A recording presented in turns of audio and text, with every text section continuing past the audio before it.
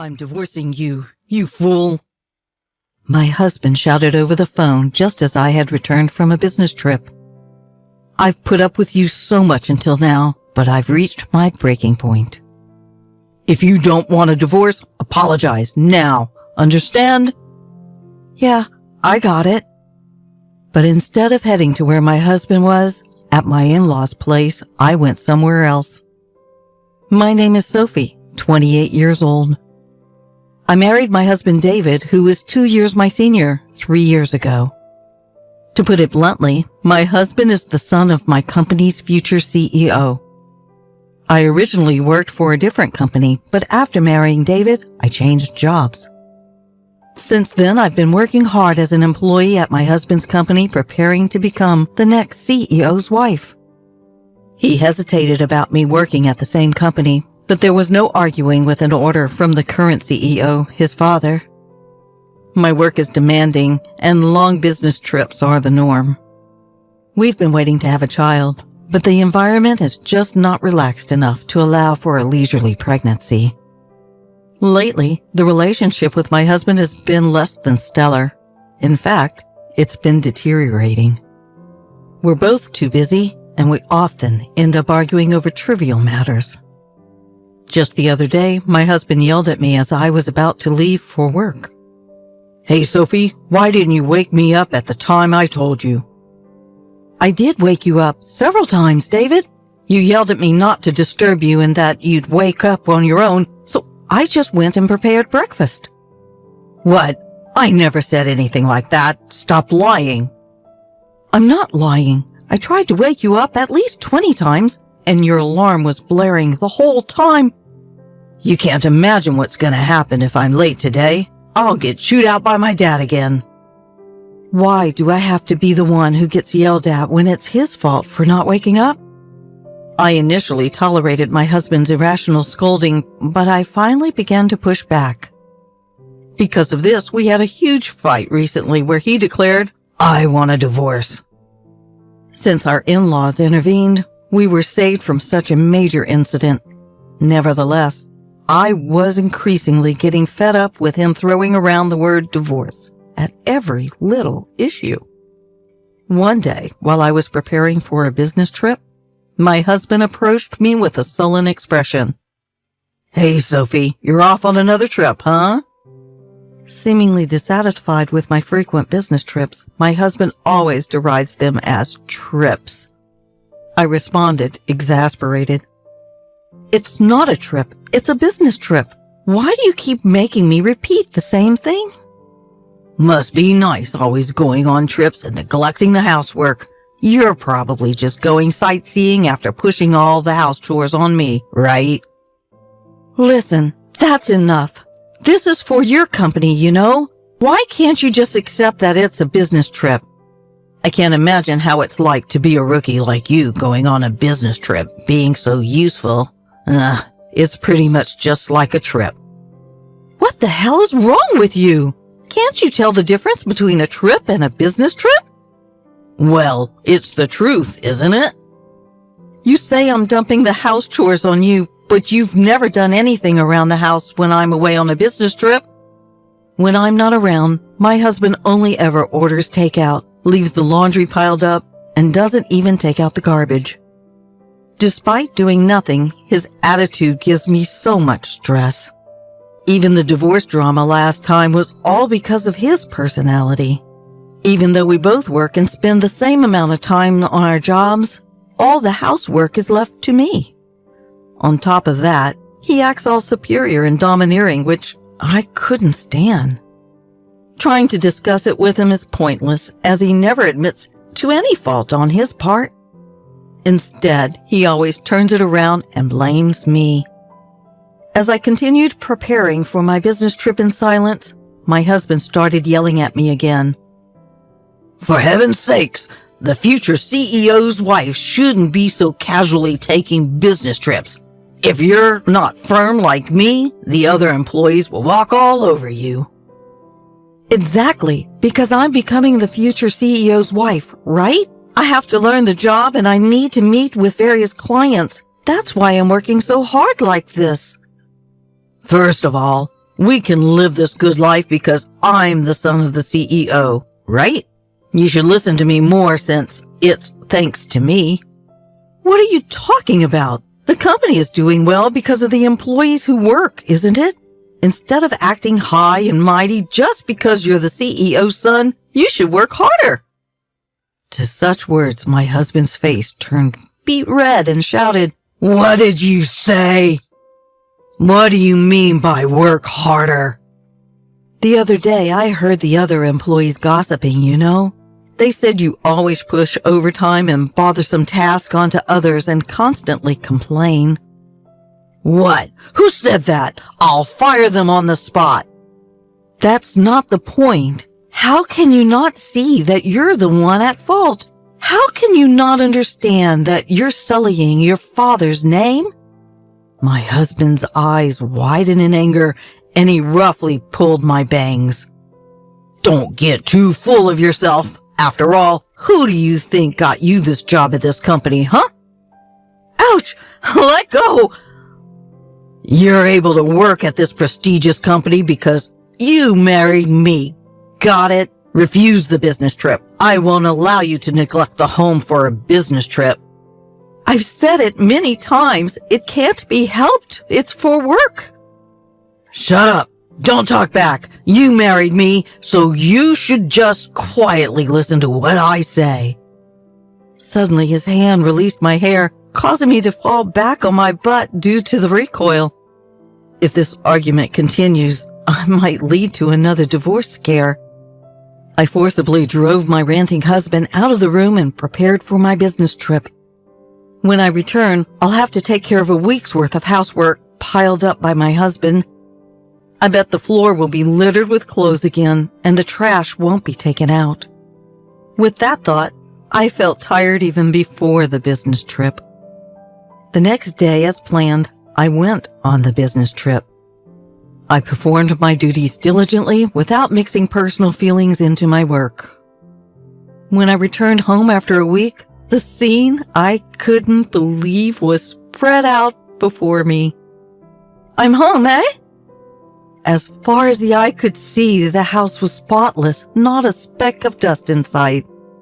It hadn't changed much since the day I left for my business trip. Thank goodness. Finally, David seemed to have understood my feelings. He must have had a change of heart and worked hard on the housework. Just as I started to feel relieved that my husband was finally cooperating, I found the completed divorce papers on the table. What? What's this? Next to it was a note saying, I'm going back to my parents' place. We're getting a divorce. In a panic, I quickly called my husband and he answered promptly. Did you read the divorce papers? His nonchalant tone provoked me and I fired back. Wait, are you serious about getting a divorce? Obviously. I mean, you'd be in trouble if I divorced you, right? Don't just casually talk about divorce. Then my husband said with a smug tone, If you're going to go that far, and he began to set out conditions. If you don't neglect the housework and listen to what I say, I might consider withdrawing the divorce, but of course, no more trips. What? I told you, it wasn't a trip. Are you talking back? If so, I'm divorcing you. You're such a nag. Nag? A nag, he says? He can't do a single thing around the house himself. If he's up for it, so am I. Got it. If you don't want to be divorced, come and apologize now. Understand? Holding back my urge to yell back, I replied calmly, Okay, I understand. You should have done what I told you from the start. Now, come quickly. With that, he hung up the phone. Instead of heading to my in-laws' house where my husband was, I left the house to go to the city hall. Of course, to submit the divorce papers. They were accepted without a fuss, and I was officially single again. 3 hours later, while packing up at home, my ex-husband came back with his mother, probably impatient with my no-show. As soon as they saw me, they started hurling insults. "Hey, how long are you going to keep me waiting?" "That's right. You're a failure as a wife, yet you're out having fun. You should be looking after David." "Looking after? How old is David? He's older than me, isn't he?" As I retorted, their brows furrowed in anger. "Shut up, stop being stubborn, and apologize quickly. We'll really get a divorce." "If you're the one who'll be in trouble if we get divorced, Sophie, you could have been the wife of the next company's president, and you're okay with that attitude?" Anne? Anne, if you divorce me, you won't be able to live in this lavish lifestyle. Are you okay with that?" "Well, I didn't think you were a good match for David in the first place, so I really don't care." At my loss for words, my ex-husband showed a devilish grin. "Got it. This is your last chance. If you don't apologize now, we're getting a divorce. I'll kick you out of the company too. Make up your mind quickly." At that moment, anger surged through me like a fireball. I had to let him know he didn't understand the situation he was in. "We're already divorced, you know?" "What?" "Just as you wished. I've already submitted the divorce papers and they've been accepted, meaning I'm no longer your wife." "What?" Her ex-husband and mother-in-law just stood there, mouths agape. After a moment of silence, he finally found his voice. "What are you talking about? This is a joke, right? There's no way you'd—" "Why would I lie? If you don't believe me, why don't you check the records yourself?" No way!" Suddenly, the mother-in-law who'd been listening started to shout. "Wait, Sophie! What have you done? You've put divorce on David's record? Our future CEO?" "It was your son who handed me the divorce papers first. All I did was submitted them." "Stop making excuses. Cancel the divorce immediately. Do you understand?" "I'm sorry, but once the divorce papers have been accepted, they can't be canceled. Besides, I have no intention of canceling." What? The mother-in-law was at a loss for words, and the ex-husband just hung his head. Ignoring those two, I spat. "I've had enough of being ridiculed every time I go on a business trip, having to balance work and housework every day. As far as I'm concerned, you're nothing more than a burden." "So, Sophie, calm down." "Calm down? I'm perfectly calm. What's the point of being married if it's only a name? All you care about is yourself, isn't it?" I didn't mean it like that. You do realize you're losing your place as the CEO's wife, right? Are you okay with that?" "I didn't transfer to your company because I wanted to become the CEO's wife. I don't know how much you've been pampered, but I didn't marry you to take care of you." "Are you really ready to give up this lifestyle? If you just be patient a little longer, you'd be the CEO's wife." "I absolutely refuse to continue being your caretaker. I'm not your mother. Just go live your life on your own." With the intensity like never before, my husband was completely teary-eyed. His mother-in-law took her turn, stuttering out her final provocation. "Wait, Sophie! You don't understand what you're doing!" "What exactly?" "If you divorce David, you'll also lose your job." "And so what?" "What?" "I've already informed your father that I'll be quitting the company." "What?" The mother-in-law and ex-husband's eyes widened in surprise. To confirm the truth, my ex-husband started calling his father. After a few rings, his father answered and he put the call on speaker. "Dad, listen to this. Sophie went and decided to divorce me on her own." "Yeah, I heard. She told me she's quitting the company too." "She's so selfish. Can't you fire her immediately with your CEO powers?" "Well, I guess I should fire someone ASAP. You. Yeah, that's right. Wait, what? In place of the dumbstruck ex-husband, his mother-in-law confronted her husband. What do you mean by that? There's nothing to explain.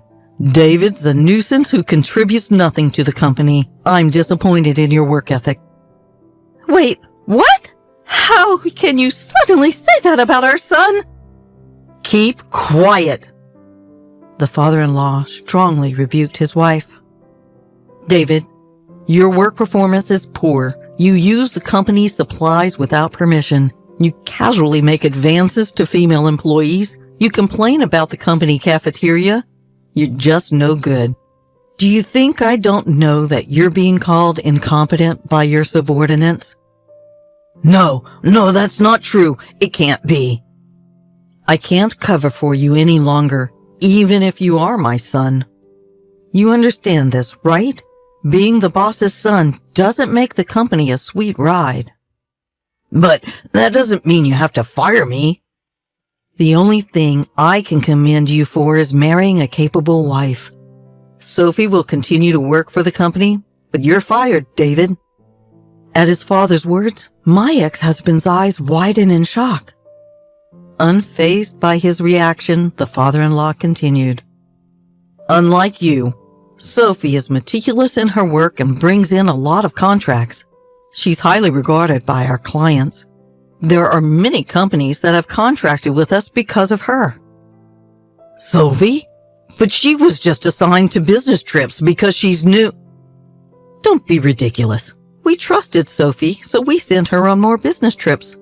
You were making fun of her, calling it vacation or something, weren't you? No, I didn't. Let me tell you, there's no home for you to return to until you become independent. Never come back to this house. Got it? No way!